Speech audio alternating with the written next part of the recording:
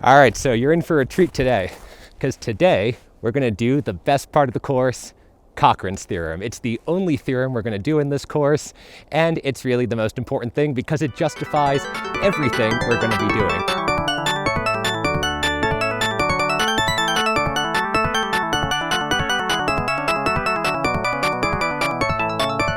Analysis of variance is all about decomposing different parts of variance for our data. And Cochran's theorem is going to tell us how we can test that statistically. So let's go check that out. All right, so welcome back to the third lecture we have here in the remote version of Design and Analysis of Experiments Stat 568 from the University of Alberta, or from my basement direct to your house. Now, today what we're going to do is we're going to do the perhaps one of my favorite lectures, the mathematical portion of the course, because all of this theory that we're doing is rooted in, well, mathematics and probability theory to make it valid. So we're going to focus on that today, and then moving forward from this lecture, we'll be discussing lots of other design settings. So if we can just get through this one, then we'll get into all these different ways that you can set up different multi-factor experiments. But we got to do the actual math first. So going forward, all right, good, I'm still recording. I'm a little paranoid that I lost the audio again.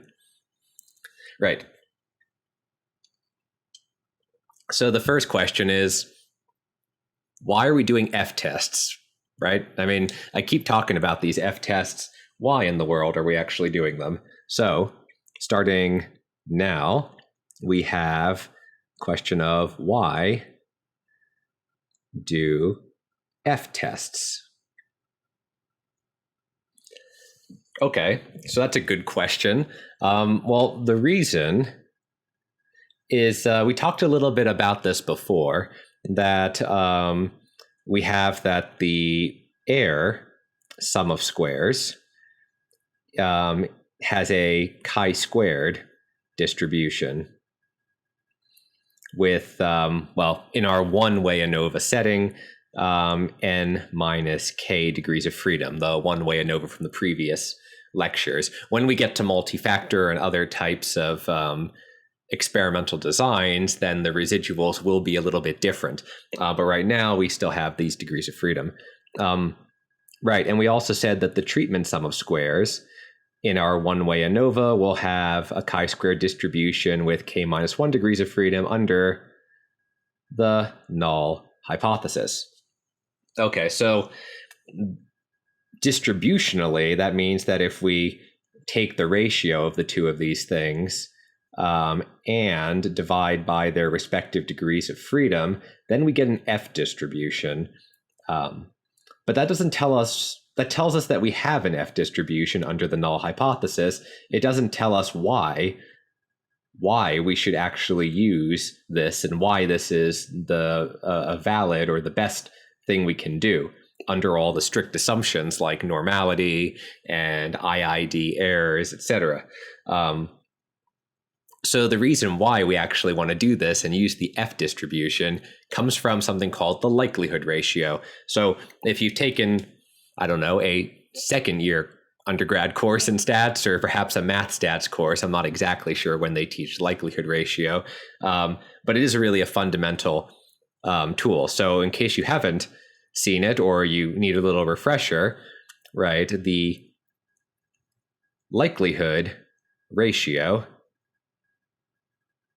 in our parametric statistics here is going to be the, well, the likelihood of, okay, I guess I can write out, we'll use theta, I guess, as our generic parameter vector, general parameters. So, and maybe X, I guess, or maybe Y, since our response variables are always denoted Y in this course. Given, so this is the likelihood of the, right, there's the function of the parameters given the data Y under the null hypothesis. And then we have the ratio on the bottom of the ratio, which is going to be our likelihood under the alternative. And if we go back into some classical statistical theory, we get results like the Neyman-Pearson lemma, which says, okay, hand waving, because I'm not going to write it out precisely, but in a hand wavy sense, it basically says the likelihood ratio test is the best thing to do. It's the most powerful test when comparing simple hypotheses. Simple hypotheses, which are point hypotheses. That would be like saying the mean is 1 or the mean is 2, and I want to compare that. That's not the case that we're in. We're asking questions like the mean of A is equal to the mean of B, or they're different. So those are not simple hypotheses, but you can still extend this idea to that setting. So I'm not going to get into all the specific details, but the idea is that, right, we have the Neyman-Pearson lemma, but I should say the little side note, which is this is also extendable in some cases beyond simple hypotheses. And if you want, we can go through and actually do some examples of that, say in office hours or discussion portions, live discussions of the lecture. But for now, I just wanted to point out that you can do this. And for our course, I'll say, and it turns out that, well, I'll just write it all out. It turns out that the likelihood ratio test, LRT, which I also used to use to get to U of A, but not anymore now that I just stay home all the time. Anyway, it turns out that the LRT is equivalent to the F-test in the ANOVA setting, right? The likelihood ratio test is not always an F-test, but in the case that we're actually want to test the hypotheses of one-way ANOVA that we're discussing, then the likelihood ratio test is equivalent to the F-test. And you can show this. You have to write out the likelihood based on the normal distribution. Again, we're assuming that the errors are IID and have a normal distribution for this to be valid. So it's a very strong assumption, but it's still valid enough in practice most of the time. Regardless, the idea is that if you were to write down the likelihood under the null for the normal, divide it by the likelihood for the alternative under the normal distribution, and basically just cancel terms, push everything around, you can derive the likelihood ratio, you can derive the F statistic, which is actually quite a neat thing to try. So I encourage you to try it on your own if you're interested in the mathematical derivation. Perhaps we can do this in a live discussion offline or online, off video, I guess, off pre-recorded. Anyway, that's really the main thing I wanted to point out about the F-test. Is that there is more reason for doing it rather than just saying, this ratio happens to have an F distribution. Well, actually, there's more to it, which is that it's actually the right thing to do in this restrictive parametric setting. Right. But going forward, that leads to an even more fundamental question. We'll say even more fundamental question, which is why do sums of squares have chi-squared distributions?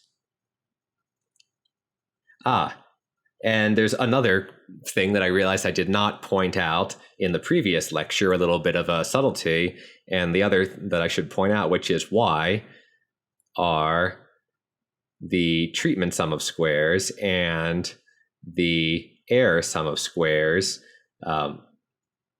independent. Because up above, where I said that the ratio of two chi-squareds normalized by their degrees of freedom has an F distribution. This is only if the treatment and the error sum of squares are independent. Yeah, close enough. Yeah, so it only works if those two objects in the numerator and the denominator are independent of each other, and furthermore have a chi-square distribution, at least under the null hypothesis setting that we're interested in. So why is that all true? And that's true because of Cochran's theorem. Right, so answer is C. Cochran's theorem. Hooray. So we should probably actually write that down in some formality and then go about proving it. Right, so Cochran's theorem, which takes us back to 1934. And what it says is let, we'll say Z1 through Zm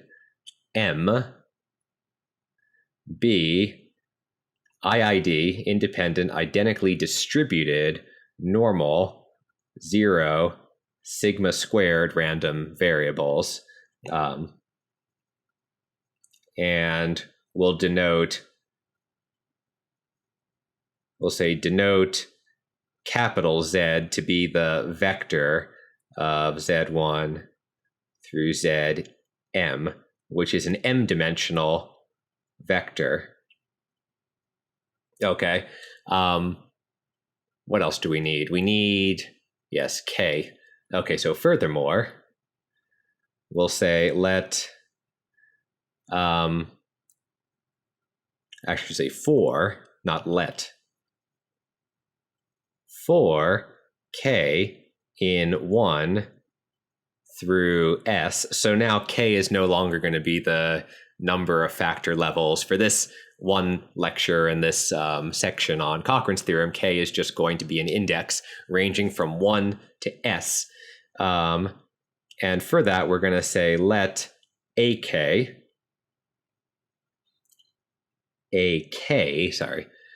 be an M by M, that's a terrible M, symmetric matrix.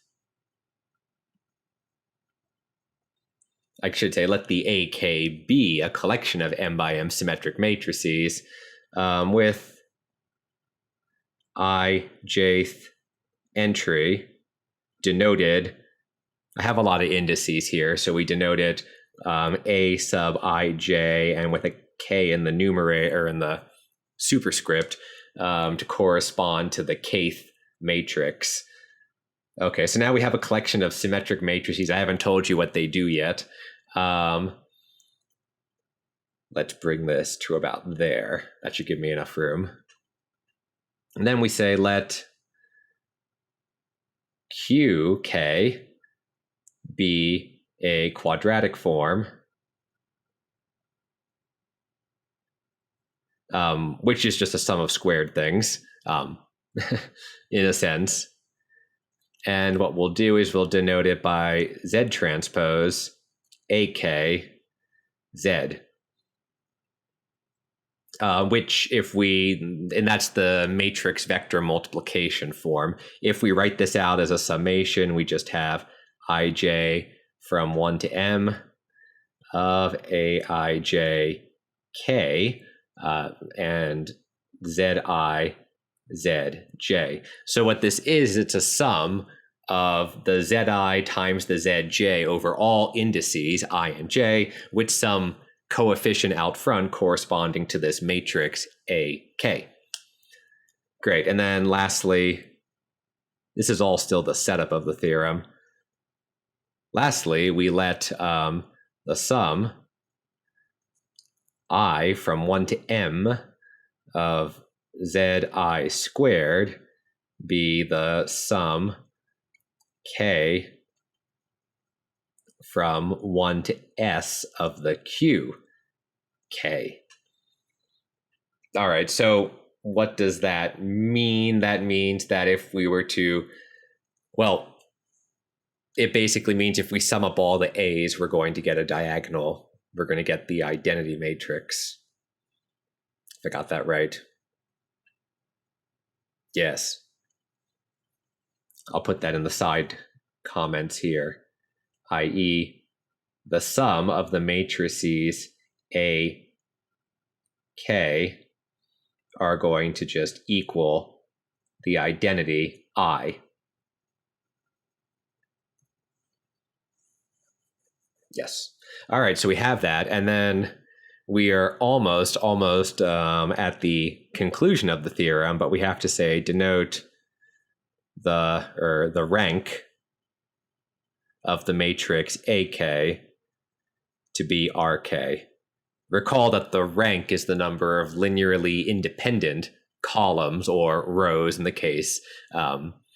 It's symmetric, so it's not even anything we have to worry too much about. But the idea is the number of linearly independent, say, columns in the matrix AK.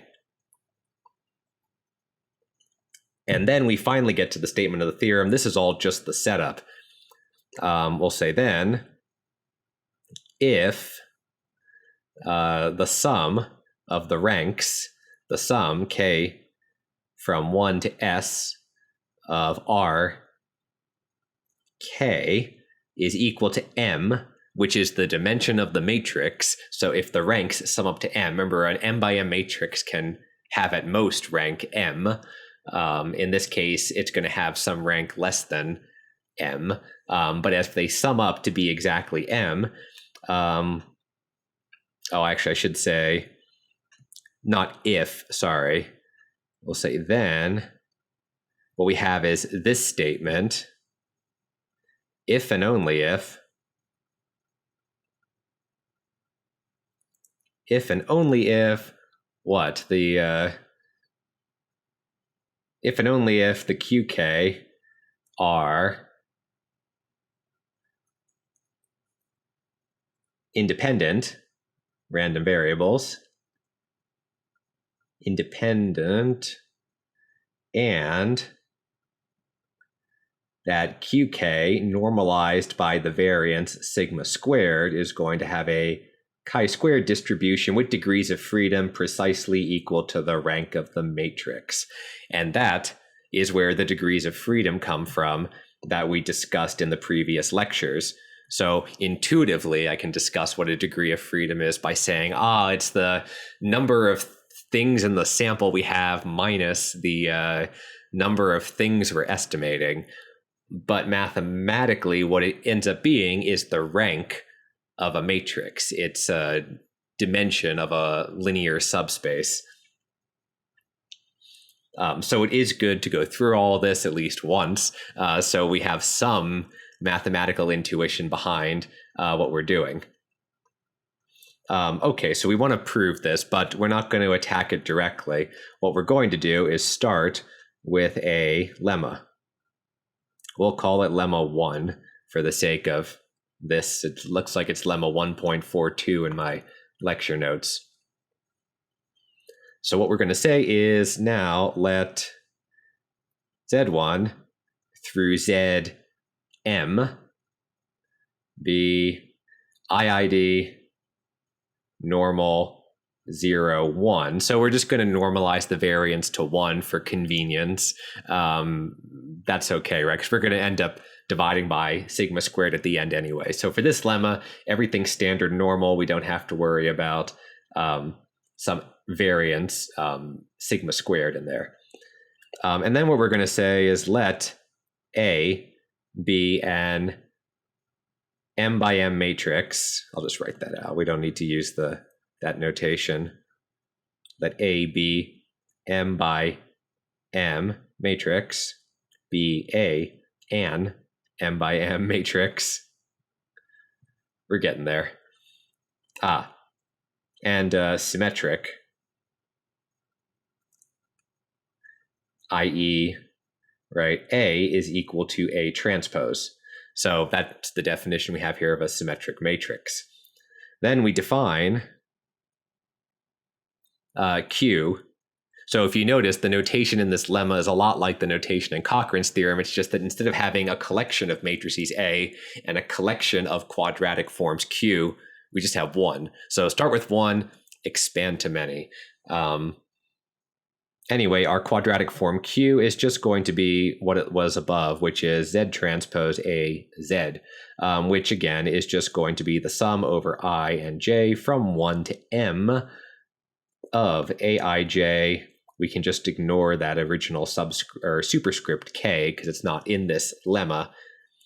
We'll say then, what's the conclusion? Well, the conclusion is that Q is in fact the sum I from 1 to M of lambda I W I squared, where,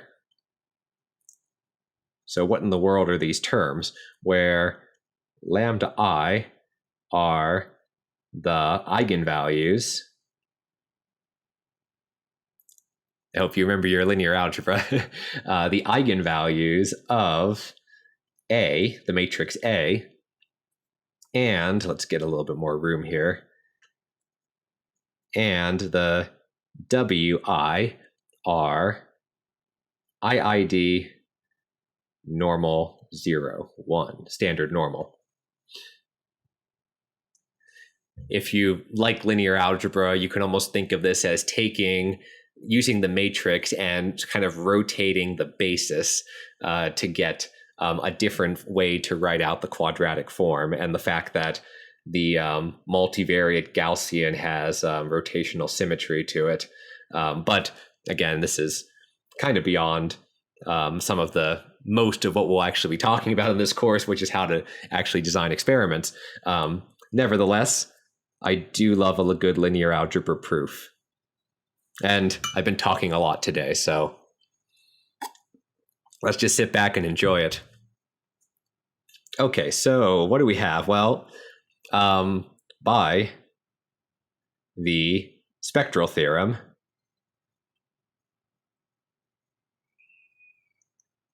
wonder if my microphone's going to pick up that crying I hear upstairs. Life at home with a toddler. Anyway, by the spectral theorem, I should say for symmetric matrices, because there's lots of spectral theorems out there.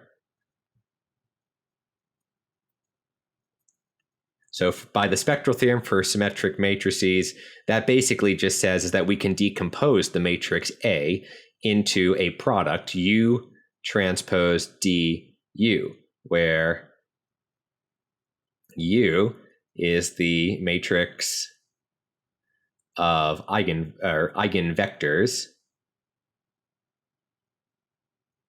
and D is the diagonal matrix, hence D, of eigenvalues.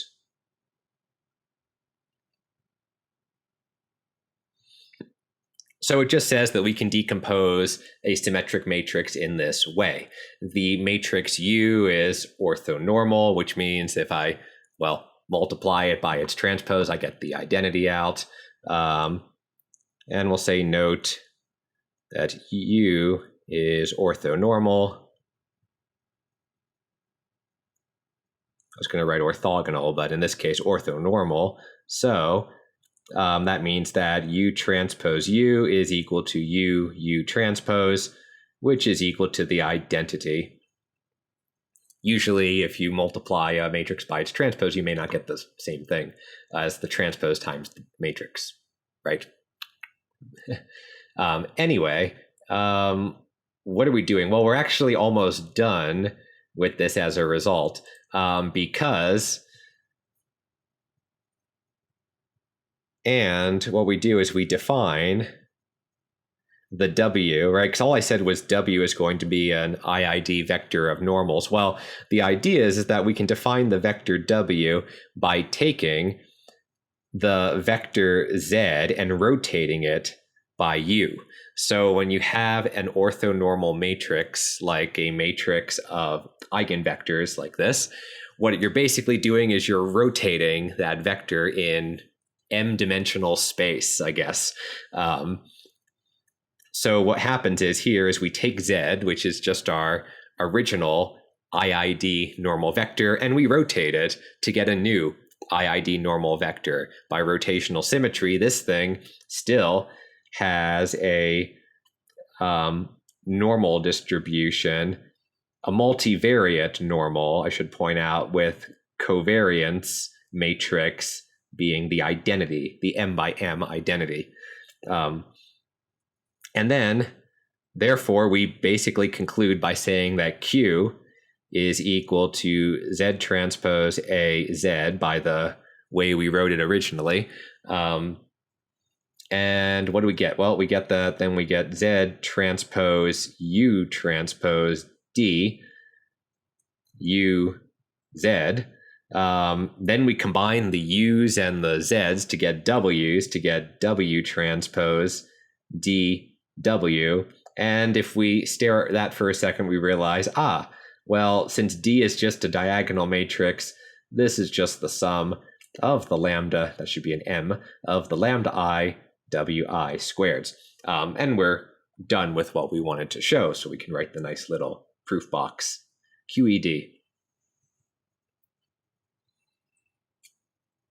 And furthermore, I'm going to say note that if Wi is normal 0, 1, then Wi squared is chi-squared with 1 degree of freedom. Right, that's where we get our chi-squared with 1 degree of freedom from. And furthermore, if the Wi are IID, then the sum I from 1 to m of Wi squared is going to have a chi-squared with m degrees of freedom because I added up m of them. All right. So now to get to Cochran's theorem, we're going to have to prove a second lemma. I'm going to take a quick break, and we're going to pick up with lemma number 2. All right, and we're back. Let's do lemma number 2.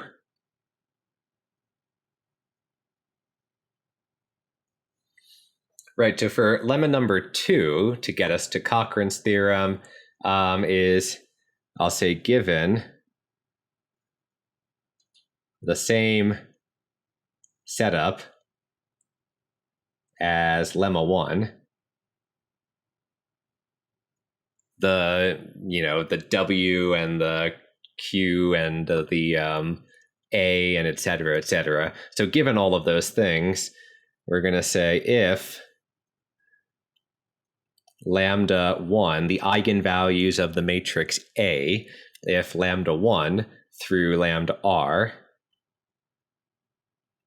is equal to 1, and lambda R plus 1, R being the rank here, just to note, through lambda M is equal to 0 for some, I'll say for some R between 0 and M, but not actually equal to 0 or M, or it's going to make this kind of degenerate, then, well, we have two things to point out. The first is that Q is going to have a chi-square distribution with R degrees of freedom, and we're going to say Q prime, which is going to be Z transpose I minus A Z, which is kind of the complementary Q, the complementary quadratic form, is going to have a chi-square distribution with M minus R degrees of freedom. And lastly, and also, Q and Q prime are independent. Excellent. So, how do we get to that? Well, the first bit comes directly from that note that I wrote up above. So, for the proof, step one is pretty easy. Basically, the idea is that if Q is equal to the sum I from 1 to m of lambda I wi squared, then Q in this specific case, because the lambda i's, the first of them, are just 1, the remainder are just 0.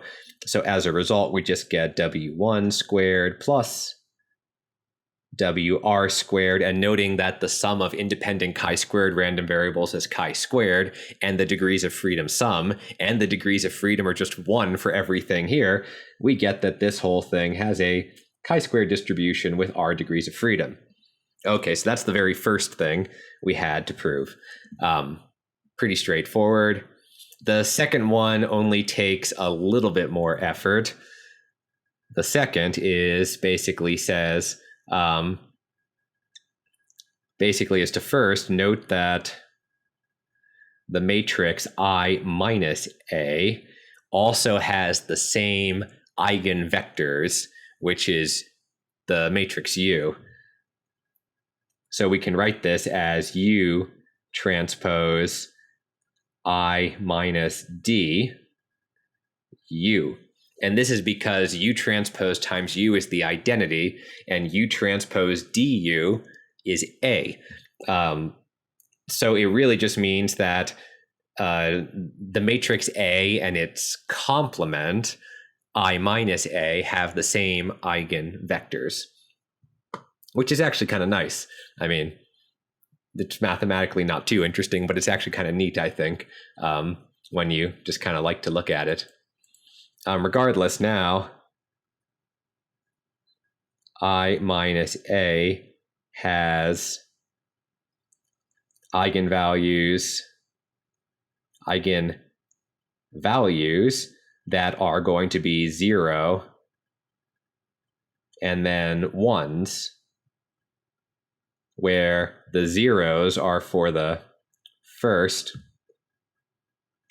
R, and the 1s are going to be for the subsequent M minus R. So if you see where we're going here, we basically just flipped the 1s and the 0s from the first part. I'll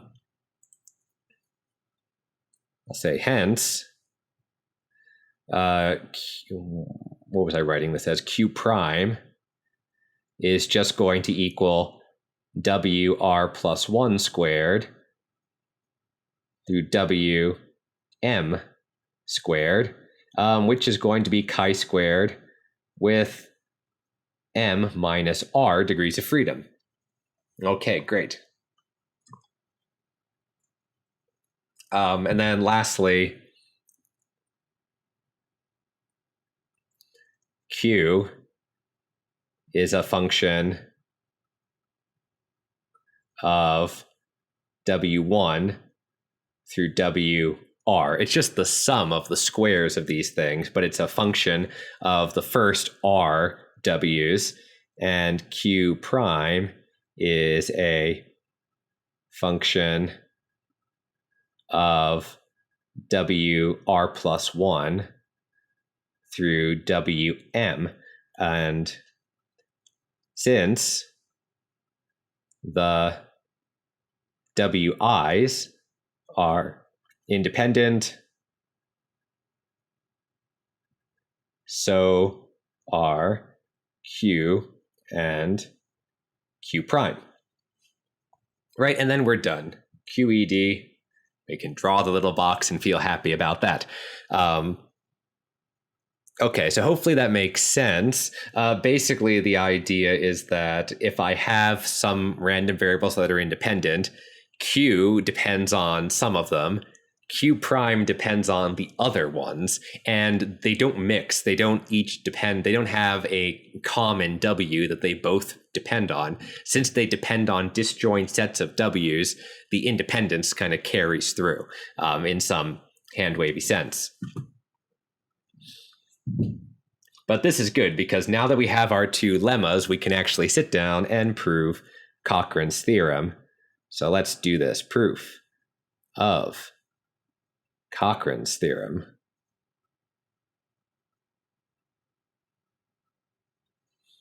All right, so how do we do this? Well, we're effectively going to do these lemmas iteratively for each of the AK, K running from 1 to S, if I recall. I think it was S, if I recall the notation. So first, we'll use one of our mathematical jargony things and say, without loss of generality, W log, without loss of generality, let sigma squared be 1. Otherwise, we can just divide everything by sigma squared or sigma to normalize it. Hence, we normalize or standardize or whatever you want to call it. It just makes it a little bit easier to work with. So, all right, remember that if we go back up here to what Cochran's theorem said, it actually is an if and only if, which means we have to prove both directions. So then we figure out, where do we want to start? Well, we're going to start on the right-hand side, assuming independent, and then prove that the ranks have to sum up to what we want. This is the, I guess, easier way to approach it. I guess the simpler direction of the proof. It's usually nice to start with the simpler one first. So step 1, which is going to be this implication, is assume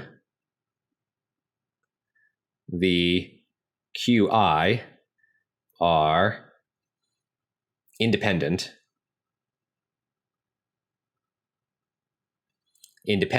and that the Q, did I use, K, sorry. We're going to change the notation to K. Assume the QK are independent and that QK has a chi-squared distribution with RK degrees of freedom. Then, what do we know? Well, we know that the sum of the zi's from 1 to m, I should say the zi squared. Remember, these are standard normal because we're assuming without loss of generality that sigma squared is equal to 1. So in that setting, these are just a bunch of squared standard normals, which takes us to having, and they're independent, so their sum is a chi-squared with m degrees of freedom. Okay, good. And the sum of k from 1 to s of the qk is going to be a chi-squared random variable, and the degrees of freedom, remember, these are also independent chi-squared random variables, and the degrees of freedom are rk. So if we sum them all up, we end up just summing the degrees of freedom, and we get the sum k from 1 to s of the rk for the degrees of freedom.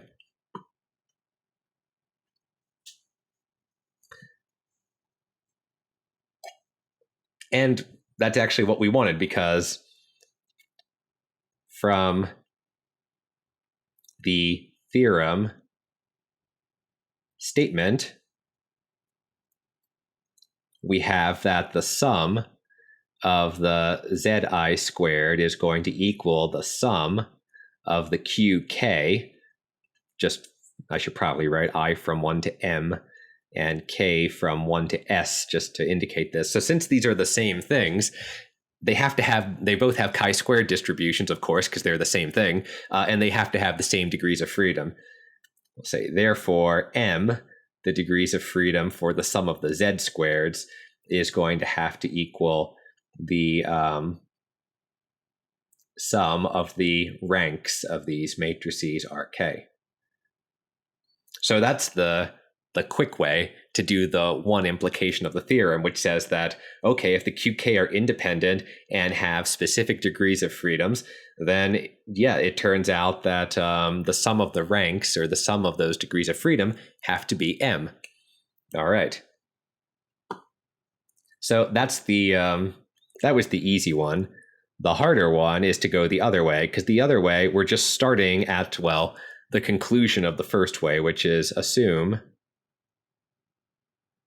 that M is equal to the sum K from 1 to S of Rk. Okay. So then the question is, how in the world do we proceed from here? Well, what we do is we start with, remember, we have A1 matrices, A1 all the way through AS. So what we'll do is we'll start with the first one and work our way from there. So what we do is consider Q1 to be, well, by definition in the theorem statement, Z transpose A1Z. And now we'll denote Q1 prime. I think that was the notation I was using. Is that the notation I was using?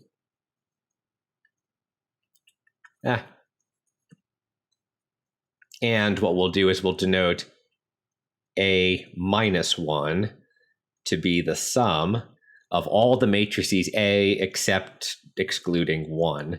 So K from 2 to S, of AK.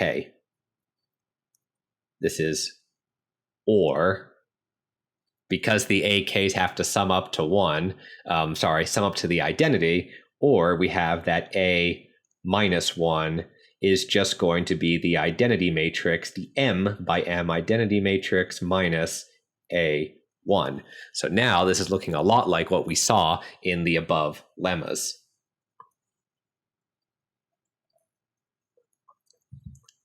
So these matrices, but I'll just say it, the matrices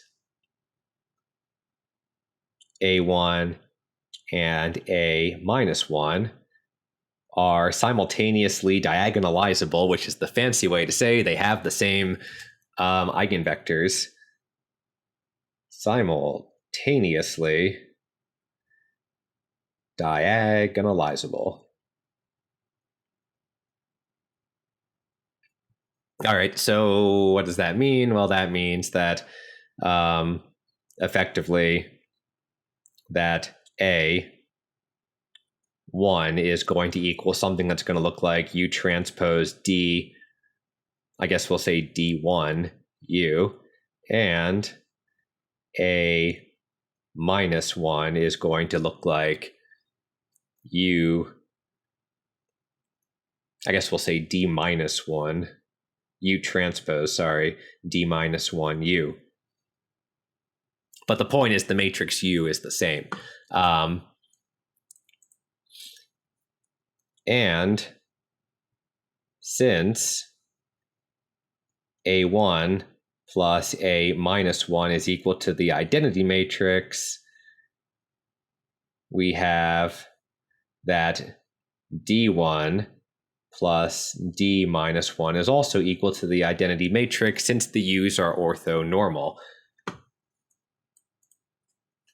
And the rank, well, the rank of A is the rank of D, which means that the rank of D1 is just going to be RK, and the rank of, well, D minus 1 is going to be M minus RK. All right.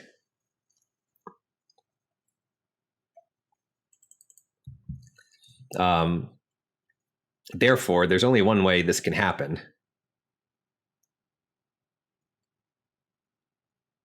One way up to ordering, because I guess you could permute the rows or the columns, that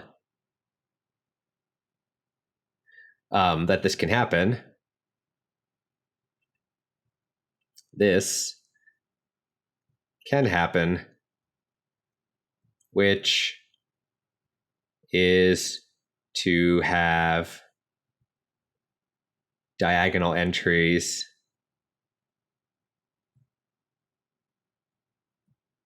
all ones and zeros. More specifically, what we end up with, again, up to reordering the columns, which we can always apply row and column permutations to reorder them. We have that D1 is going to be in block matrix form, an identity matrix, an R by R1, I guess, an R1 by R1, or an R1 dimensional identity matrix with zeros, zeros, and zeros everywhere else. And D minus 1 is going to be zeros, zeros, zeros, and an I M minus R1. So it's basically like we took the entire diagonal of ones and we put R of them into D1 and the remaining M minus R into D minus 1. And then what do we get? We'll say, therefore, by lemma 2,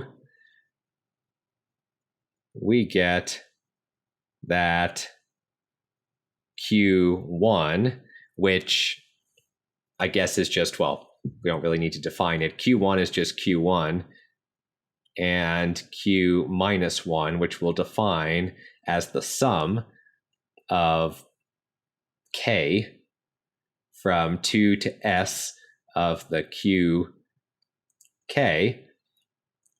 are independent chi-squared with degrees of freedom being R1 and M minus R1 respectively. Okay, so basically we did this for the first. We did Cochran's theorem, but for a single matrix A1. So now we're going to do it all again, but look at the remaining ones. So now consider Q minus 1 and the Q2 through Q S, I guess.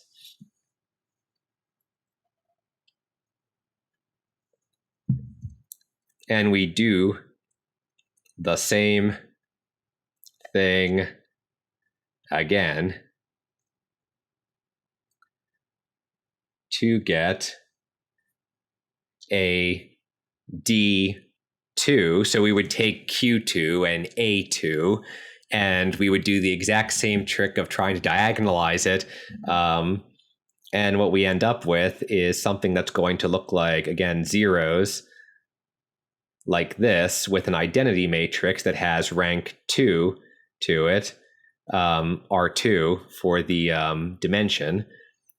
And then we're going to get something that looks like D minus 2, which is going to be the sum of, I guess, D3 through DS for whatever S is, which is going to be 0, 0, 0, 0, 0, 0, 0, 0, I M minus R1 minus R2 for the dimension.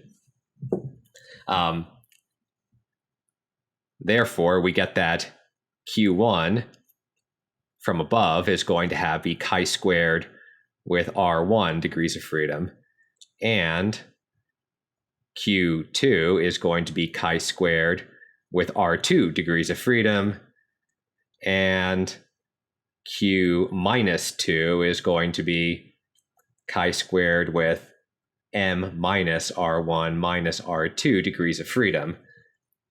So the idea is repeat this for Q3 through QS to conclude. I should point out that these things are all independent.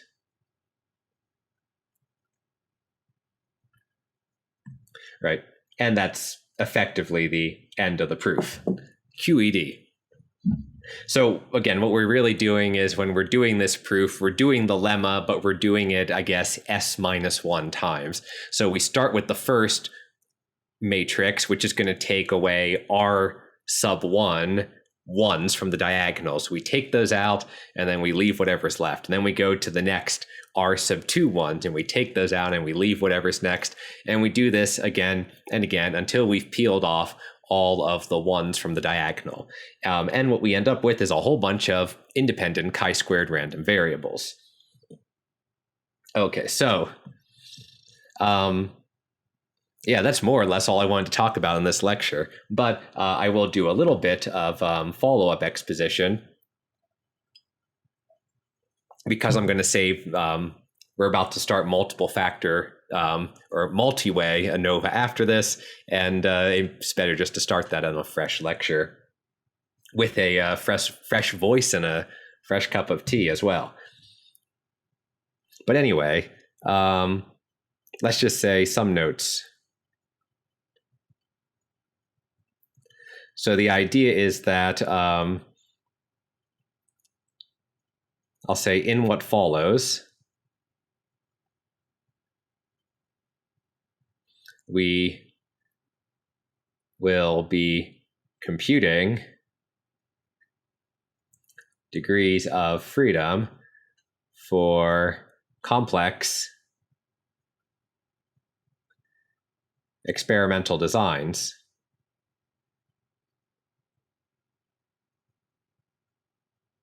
But it all comes back to Cochran's theorem.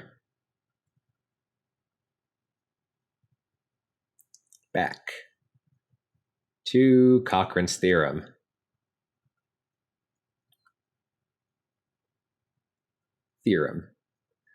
I'll say for one-way ANOVA,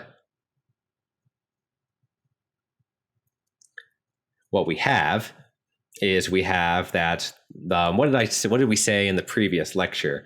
We said that the total sum of squares is going to equal the treatment sum of squares plus the error sum of squares. This is that sum of squares decomposition. Well, we can write this out effectively as just, I guess the vector, is it y? I guess y would be the,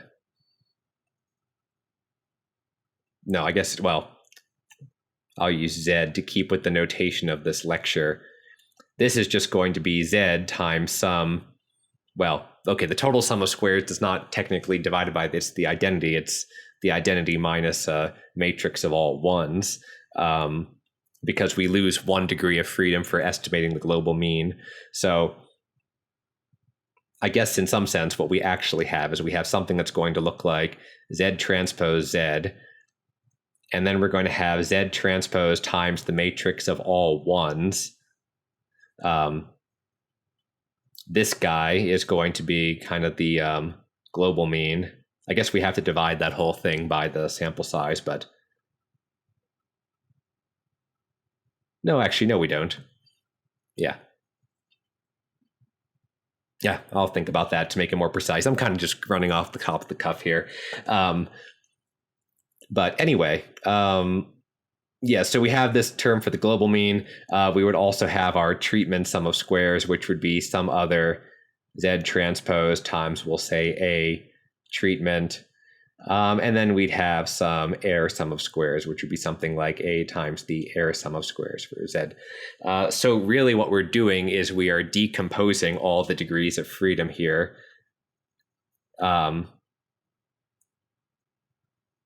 for the total sum of squares into pieces. So what we would end up with is if we have, say, m degrees of freedom associated with just this quadratic form, then we would end up with, let's say, DOF. Then we would have a single degree of freedom for this piece. We would have our k minus 1 for this piece, and we would have our big N minus k for the last piece. And these degrees of freedom would be the rank of the corresponding matrix. So while in practice you really don't want to have to write out that symmetric matrix, it's kind of a pain and it's quite messy, you can, in some sense, rely on that intuition. And there's lots of different ways to think about degrees of freedom. They're super important when we talk about, well, statistics in general, but specifically for design of experiments. The degrees of freedom can also be thought of as linear subspaces where our data, so our data is m-dimensional in this example, or big N dimensional, I guess. I should actually, I'm mixing my notations here. I should point out that this was maybe supposed to be a capital N, so that it all adds up correctly. But the idea is that our data lives in n dimensions, and each of these quadratic forms lives in some sort of linear subspace that's orthogonal to the other linear subspaces. So if you really like linear algebra, I can draw lots of pictures of that and we can talk about that. If you don't like linear algebra, you can just think of it as counting the amount of data and counting the number of estimated terms and looking at the difference. Either way, it's different ways of intuiting and understanding what degrees of freedom actually are. But yeah, that takes us to more or less everything I wanted to talk about. So I think we'll just stop at this point for lecture number 3. And in the next lecture, we'll get to do a lot of fun because we're going to jump into multiple factor experiments. So we'll have not just one-way ANOVA, but we'll have two-way ANOVA. We'll have blocking. We'll have lots of other crazy things with Latin squares and split plots and things that aren't coming to me at the moment, but I'll look forward to talking to you more about those in the next lecture. So have a good one and see you then.